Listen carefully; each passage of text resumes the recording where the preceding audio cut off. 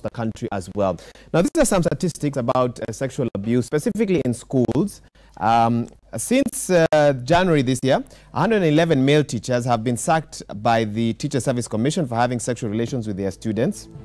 Let's compare this with 2016. 2016, 22 teachers were banned from ever teaching in Kenya, while in 2015, another 126 teachers were deregistered. Now, why are we having this topic at this particular time? Because of the headlines over the last couple of weeks of allegations of sexual abuse in schools in Nairobi, Nyeri, Narok, Kitui, and Homa Bay, just to name a few. And I use the word allegations, not some of these are still ongoing cases, investigations are happening, but nevertheless, a lot of information, in a sense, coming to light, probably as a result of what happened at the Moi Girls School, and this is why we're having this discussion right now. Let me introduce my guests in studio. I'll start from the far right there. We have Jackie Mwende Munyaka, who's a lawyer with the Cradle. Welcome to the program. Right next to her is Janet Muthoni Ouko, Education CC Nairobi County. Welcome to the program as well. Thank you. I also have Brian Weke here with me. He has many titles. For today, I'll call him a parent at Moi Girls, and the other titles we'll introduce him with those another day. Let me start with you, Jackie. Let me just get your reaction to the statistics and that interview from Kwale, and where we are as a nation with the kind of stats that you have from Cradle. Wahiga, I think it's very shocking. It's very shameful that we should be having this conversation in this day and age. Because, for example, that we take our children to school hoping that they'll be safe. And then you hear that the teacher, the person who's entrusted with children, is the one who's perpetrated, or people who work with the child. You see, when you take your child to school, it's a trust relationship. You have trusted the teachers, you have trusted the school, you have trusted the system with your child. You take them there believing that this, after me, this is the next best person to take care of my child. So there's a lot of trust in schools and teachers. And no wonder that even historically, teachers are treated very well. If you are a teacher from the beginning, you were a very esteemed person in society. If you worked even in a school, you were very esteemed. It's very shocking, Wahiga. It's also another dynamic in the fact that we are also encouraging a culture where children become sexually active at a very young age. Mm-hmm. If you're a parent and your child is, say, 14, and they tell you they want to get married, what's your duty as a child, as a parent? You just don't let your child go and marry some old man. So it reveals a lot of shocking information about us as parents, about us as a society, and what we have tolerated. It's actually a culture of impunity. It's moral impunity. Moral impunity. Janet, come in as well. As she says, it's really disturbing, and I would want to zero in on the role of government workers, in the various setups. A lot has been said about Kwale and the coastal regions, and insofar as it's their culture and all that. But there is a chief in that area who is charged with the responsibility of ensuring that every school of child-going age goes to school. And this is why I really support the Teacher Service Commission when you're talking about delocalization. Because then that would mean that there is somebody there who does not especially subscribe to the local culture, but is implementing the government policy as and how it is supposed to be implemented. Because I think that is where the rain started beating us. I'm listening to the social worker, and she's really saying that it is norm for child to decide that we no longer want school. But you see, that ability from the child has been taken away from them. Nobody can decide as a child that I don't want to go back to school, because it is law that as a child your place is in school. They have got no right in that regard, and therefore it is total failure on the part of, because the Basic Education Act is very clear that it is the role of the head teacher that is supposed to report to the area chief that a particular child has not turned up for a week. Then the chief sets up a manhunt. Because I really want to say that as a country we've got very good policies and laws, but the implementation of those laws is failed by the very individuals that are paid by taxpayers' money to implement what governments wants for this nation. Fair enough. Brian, come in, and I really want to get your thoughts as a parent at Moi Girls. I trust you're still a parent there. I am a parent. Some had taken their children away. The way you felt when you first heard of what happened there, just walk us through that, and in a sense, even as you respond to some of the reports you've just had now. First of all, let me say that I've had reports that many people have not taken their children back to Moi Girls. Let me just demystify that. Okay. Nearly 98% have actually taken their children back to Moi Girls. Okay. And you see, of course, as parents, we raised fundamental issues as regards safety of our children. And, based on that awareness, and based on the spirited fight that as parents we put in Moi Girls, you're seeing very serious changes nationally. I saw there was a circular by the minister that raised certain standards as regards safety in schools. So, of course, initially we were very worried as parents. You know, children spend a lot of time in school. The better part of their lives, they actually spend it in school.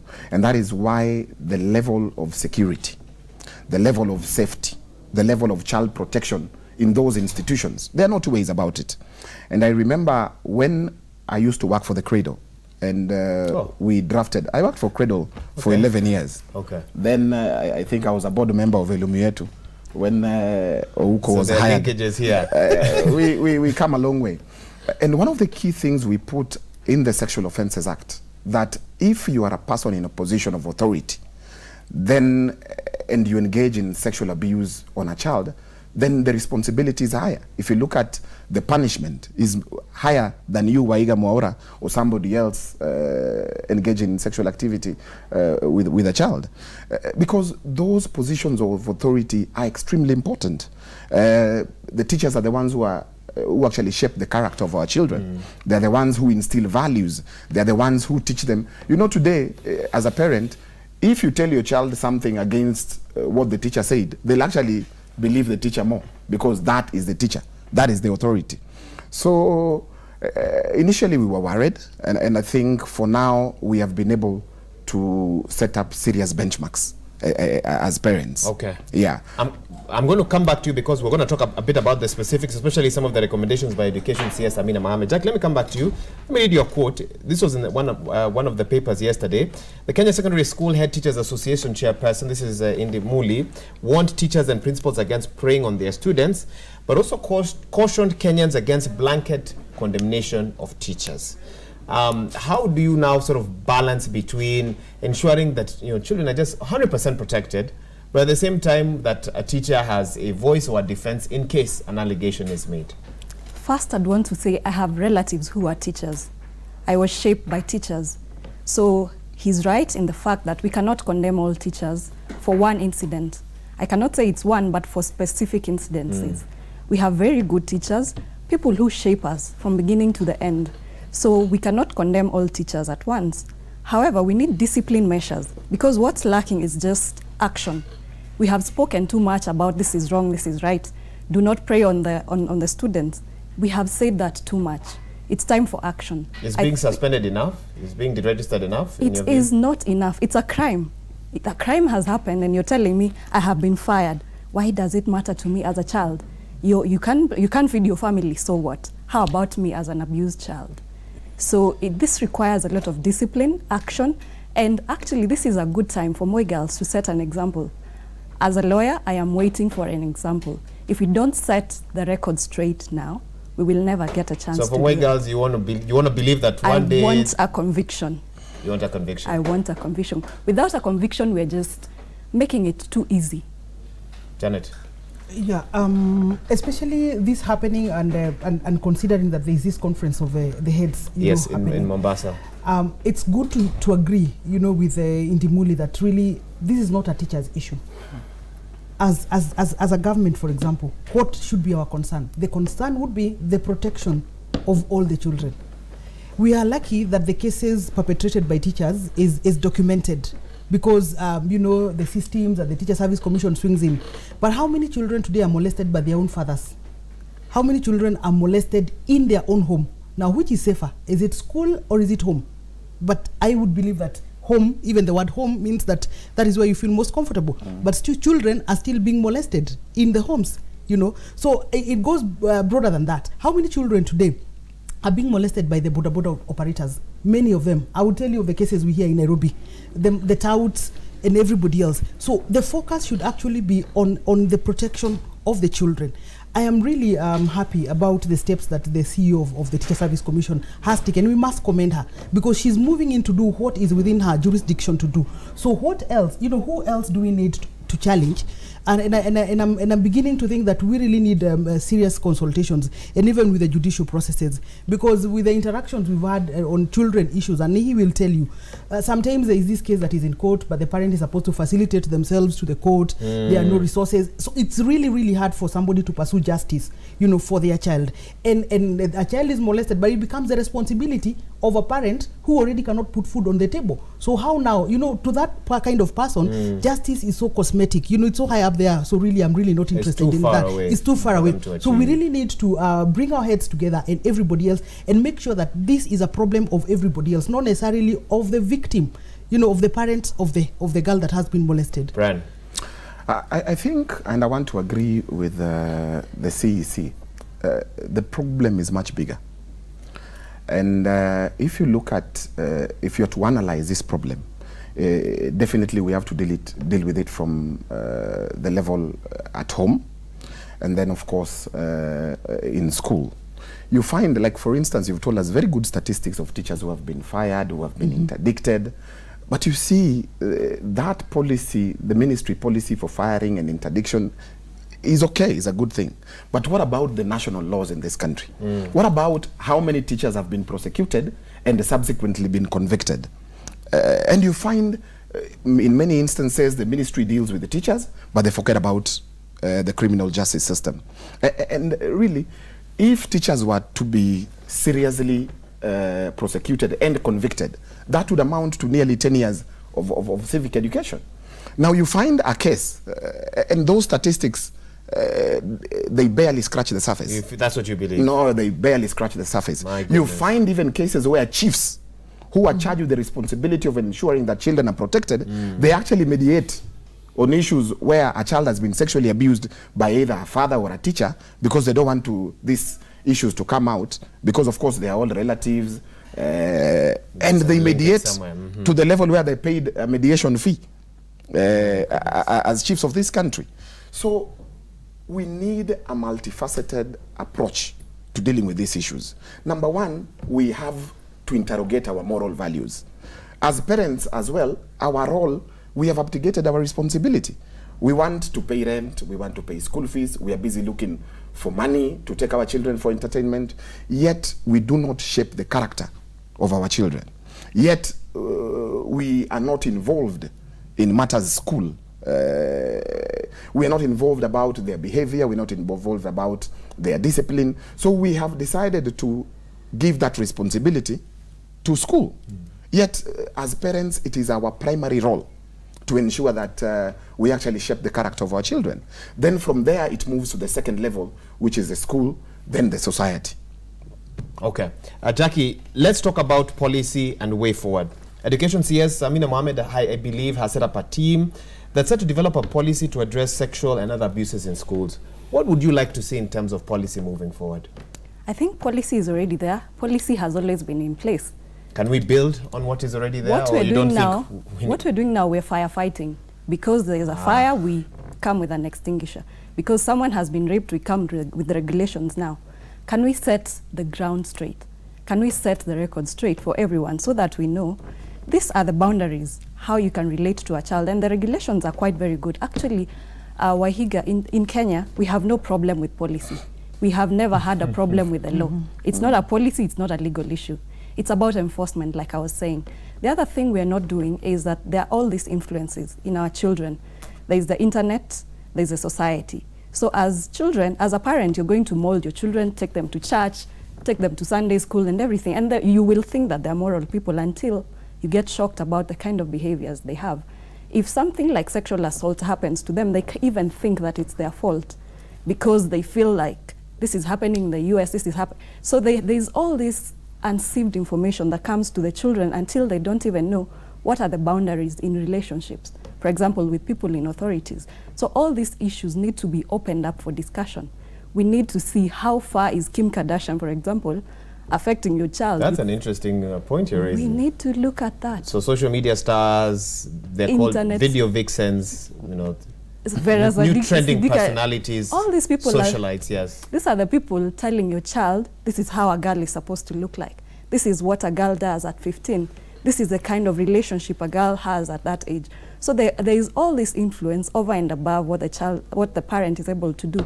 So as a society, it reflects on who we are. But so until we have that open conversation, educate our children that if this boundary is crossed, this is wrong.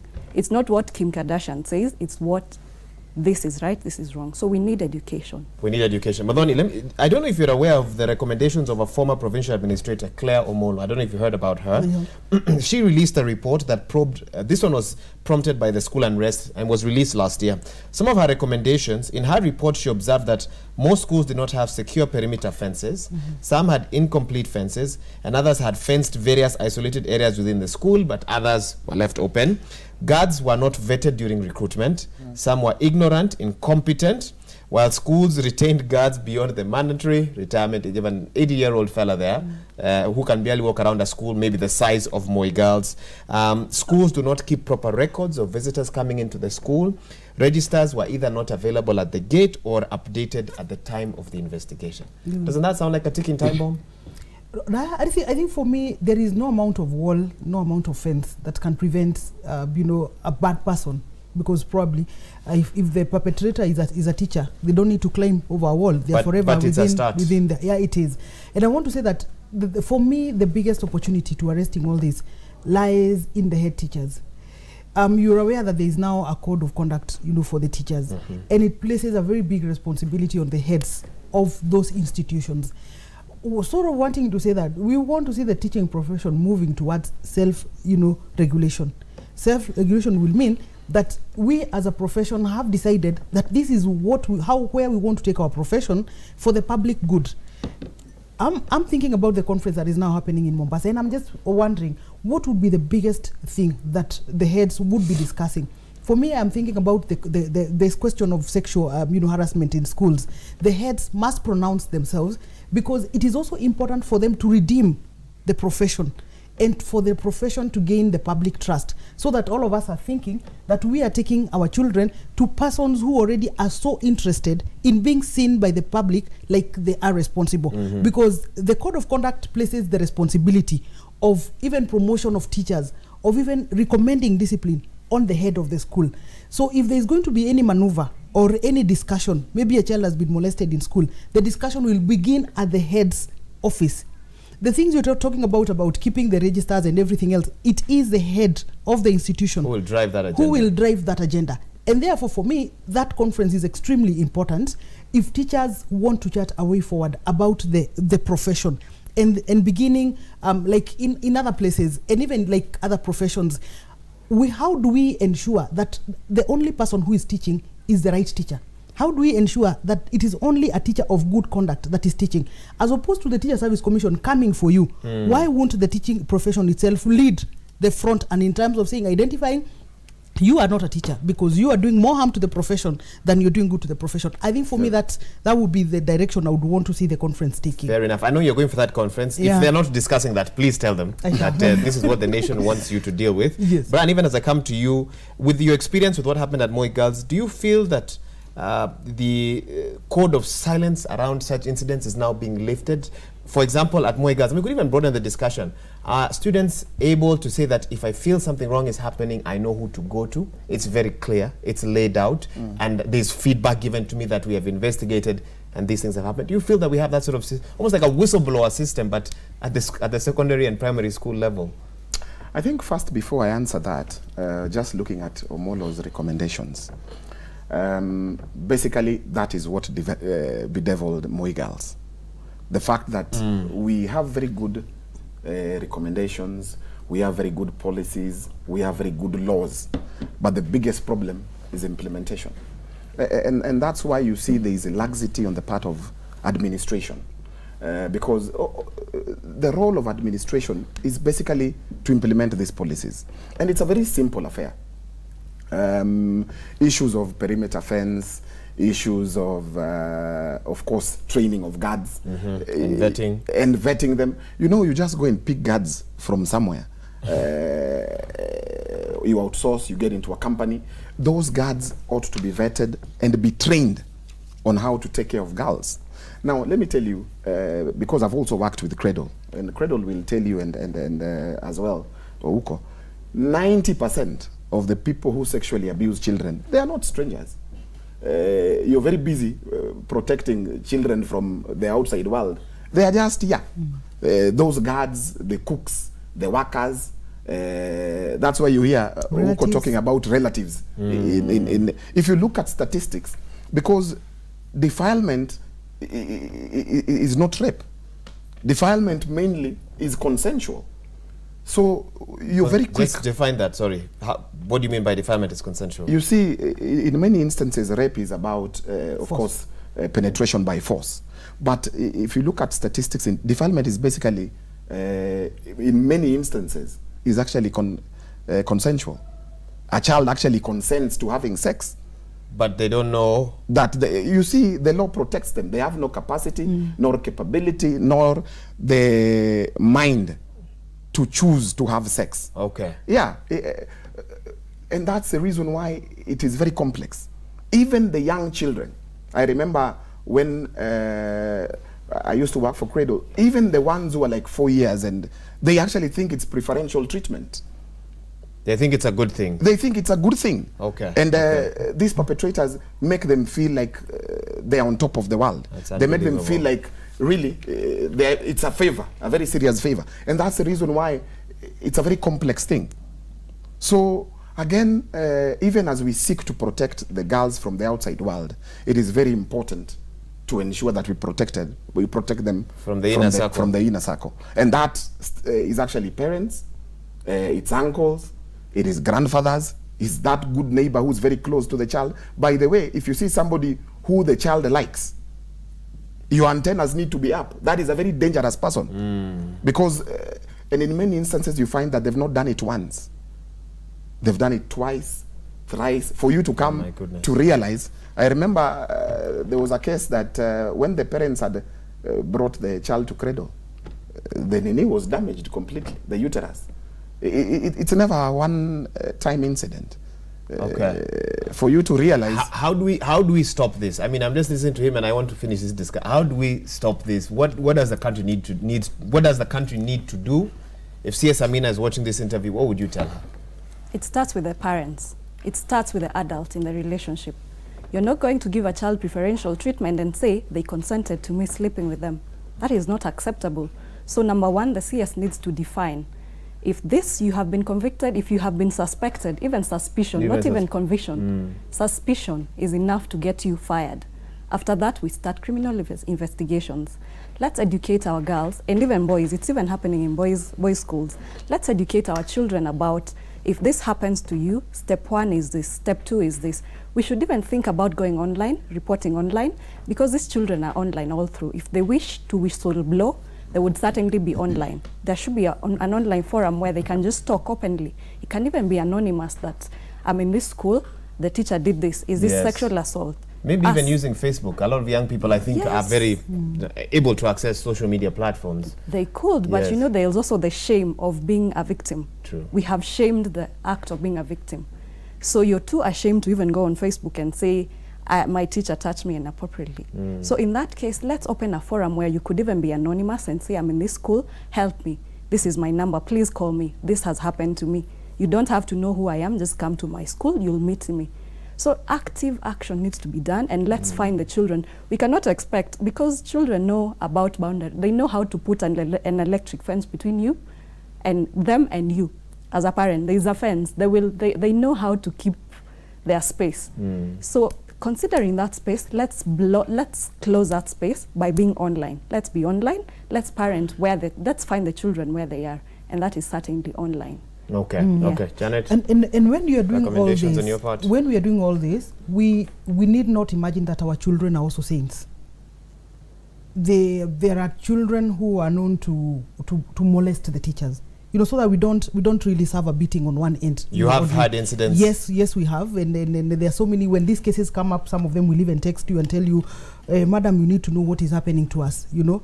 And sometimes when children know that they can easily fix you, you know, they can easily fix you. Okay. You know, as a teacher, you could quickly go the sexual abuse way and just say that this teacher, you know, touched me inappropriately. So sort of to say that it's a bigger problem. And I'm really in support of what the CS is doing currently, because when you want to talk about sexual, abuse or harassment in school, you want to touch the Children's Act, you want to touch the Basic Education Act, you want to touch everywhere. So it's good for us to have a comprehensive policy on what exactly are we saying.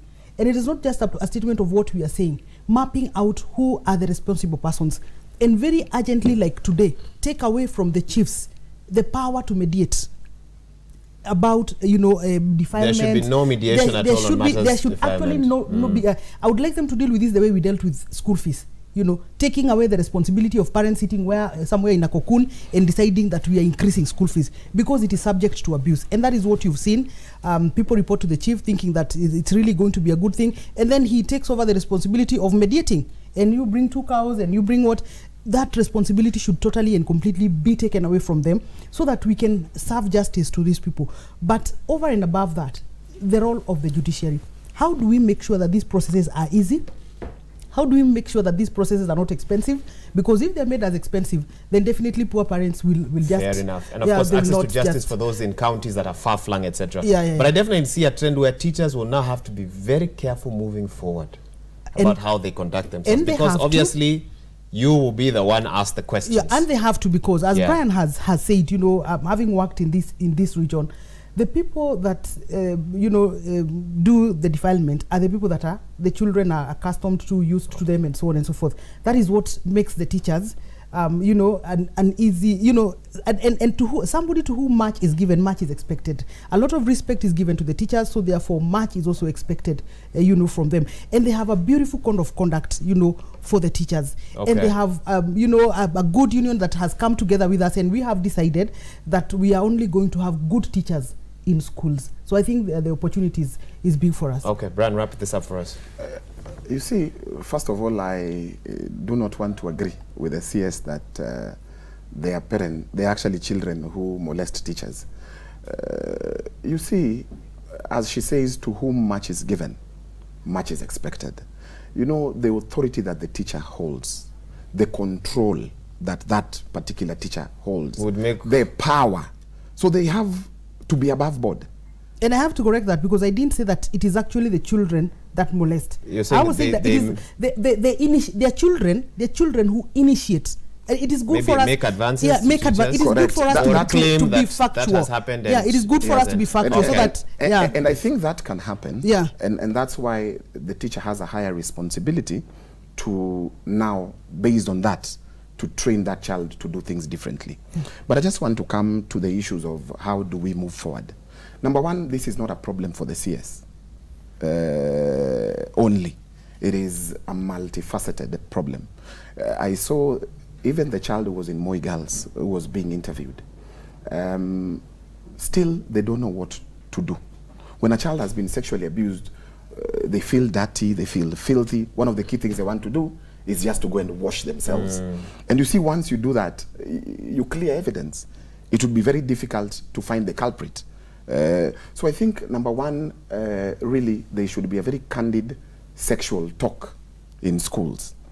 We still really, there's a lot of mystery on issues to do with sex, issues to do with calling a spade a spade.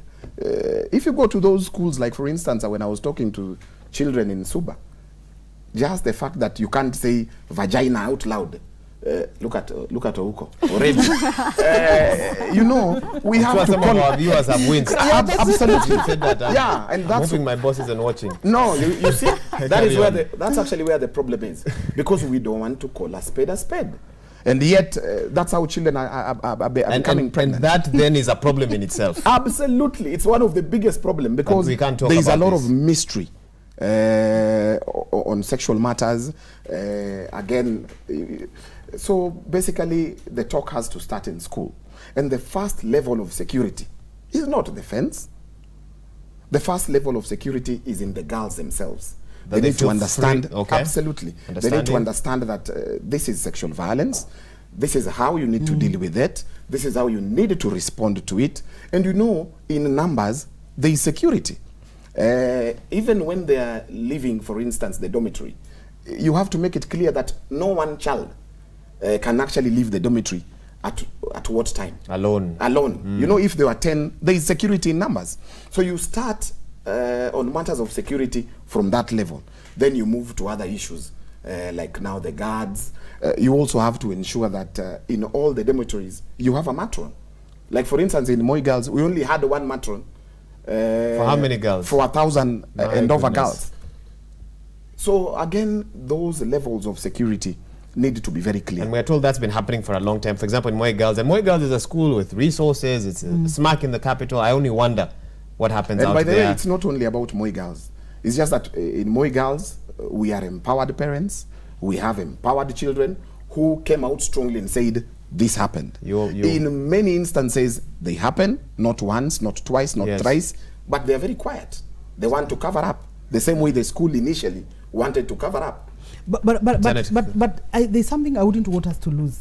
There is all this that the Teacher Service Commission is doing. But what is happening in the private establishments where the TSC is not, you know, so much focusing on, where the private entrepreneurs are just picking someone, you know, and just, you know, come and teach as long as you can probably be able to teach.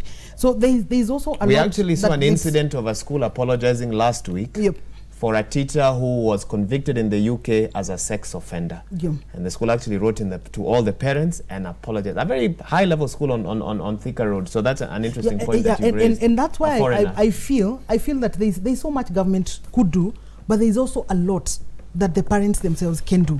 For example, if you understand who is teaching your child, are they qualified? Are they registered with the Teacher Service Commission? Where have they taught in the past? And what is their, you know, how is their CV looking like? Because parents usually, especially in the private, you know, establishments, don't go that far. But when there is an incident, then you want to blame everyone else apart from yourself. So there is need for parents. Now that we cannot ask a lot of responsibility, you know, from the children, because as Brian says, really, we make a lot of decisions for them. As parents, we really need to be very proactive. We really need to investigate who is handling my child. I was really getting very excited when Brian was saying that we really need to know the guards, you know, in schools and so on, which company. And I'm wondering, do we subject ourselves to the same kind of treatment?